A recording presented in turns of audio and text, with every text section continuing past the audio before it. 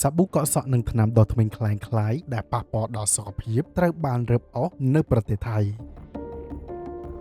ប៉ូលីសថៃបានរឹបអូសសាប៊ូកក់សក់និងថ្នាំដុសធ្មេញក៏ដូចជាផលិតផលថែរក្សាសម្រស់คล้ายៗរាប់សែនមុខដែលធ្វើឲ្យប៉ះពាល់ដល់សុខភាពព្រោះវាមិនបានឆ្លងកាត់ការត្រួតពិនិត្យនិងអនុម័តត្រឹមត្រូវតាមការចុះផ្សាយរបស់ Amarin ការរឹបអូសនេះធ្វើឡើងនៅស្រុកសាមុទ្រសាខុនជុំវិញករណីនេះផងដែរការិយាល័យស៊ើបអង្កេតថៃបានឲ្យដឹងថាម្ចាស់ឃ្លាំងស្តុកគឺជាជនបរទេសដែលដាក់លក់ផលិតផលទាំងអស់នេះគឺក្រក្រឹកក្រែងតាមអនឡាញជាមួយតម្លៃថោកជាងទីផ្សារតាមការស៊ើបអង្កេតរបស់អ្នករត់ពន្ធដែលលក់ទំនិញคล้ายៗទាំងនេះបានប្រើប្រាស់ភស្តុតាងនិងចែកចាយទំនិញជាច្រើនកន្លែងផ្សេងទៀតដើម្បីគេចវេះពីអាជ្ញាធរយ៉ាងណាម្ចាស់ឃ្លាំងទាំងនោះត្រូវបានចាប់ខ្លួនហើយខណៈដែលប៉ូលីសកំពុងប្រមូលភស្តុតាងនិងបញ្ជូនទៅអង្គភាពពាក់ព័ន្ធដើម្បីចាត់ការតាមនីតិវិធីបន្តទៀត